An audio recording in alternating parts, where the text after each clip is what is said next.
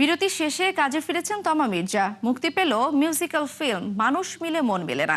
Gym ছাড়াই 18 KG ওজন কমালেন Aamir Khan. Record করে বিশ্ব মঞ্চে ফিরেছেন বিটিএস। এক নজরে বিনোদন দুনিয়ার আরো খবরাখবর জানাচ্ছেন আফফান মিতুল। চিত্রনায়িকা তমা মির্জা সিনেমা থেকে যেন অনেকটাই দূরে সরে গিয়েছিলেন। এবার নতুন বছরে দুটি সিনেমায় অভিনয়ের মধ্য দিয়ে আবারও ব্যস্ত হয়ে পড়ছেন তমা মির্জা।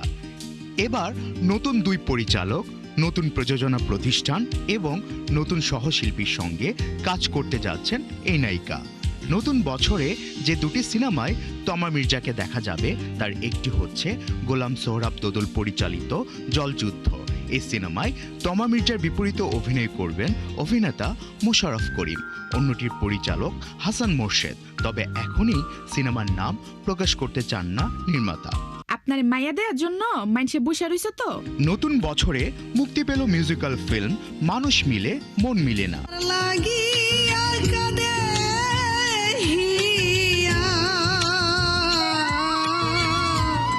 গাজীপুরের খতিব খামারবাড়িতে হয়েছিল এই ফিল্মটির শুটিং। সৌরভ ঘোষ নিলয়ের পরিচালনায় নির্মিত এই মিউজিক্যাল ফিল্মের কথা লিখেছেন ও কণ্ঠ দিয়েছেন সুরভি সুর। সঙ্গীতায়োজন করেছেন ঋষিকেশ রকি। গল্প নির্ভর এই মিউজিক্যাল ফিল্মটি এরই মধ্যে নজর কেড়েছে সঙ্গীত প্রেমীদের। বলিউড অভিনেতা আমির খানের বয়স 60 বছর, অথচ তার নতুন লুক দেখে তা বোঝার উপায় নেই। কোনো ধরনের জিম বা ব্যায়াম ছাড়াই 18 কেজি ওজন কমিয়ে ভক্তদের তাক লাগিয়ে দিয়েছেন এই নায়ক।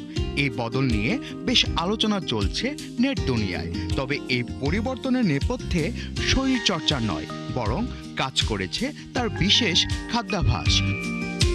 সম্প্রতি এক সাক্ষাৎকারে আমির খান জানান তার ওজন কমানোর নেপথ্যে রয়েছে অ্যান্টি ইনফ্ল্যামেটরি বা প্রদাহ বিরোধী ডায়েট। দুশ্মনों को तो मार दिया है, गद्दार का क्या करें। 3 বছরের বিরতির পর রীতিমতো রেকর্ড করে বিশ্বমঞ্চে ফিরছে দক্ষিণ কোরিয়ার জনপ্রিয় কে পপ ব্যান্ড বিটিএস।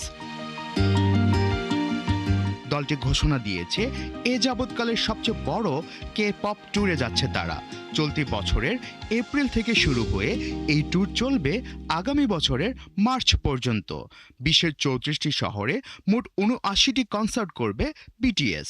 সেই সঙ্গে প্রায় 3 বছর 9 মাস পর কোনো অ্যালবাম প্রকাশ করতে চলছে বিটিএস। আফফান মিতুল, 71।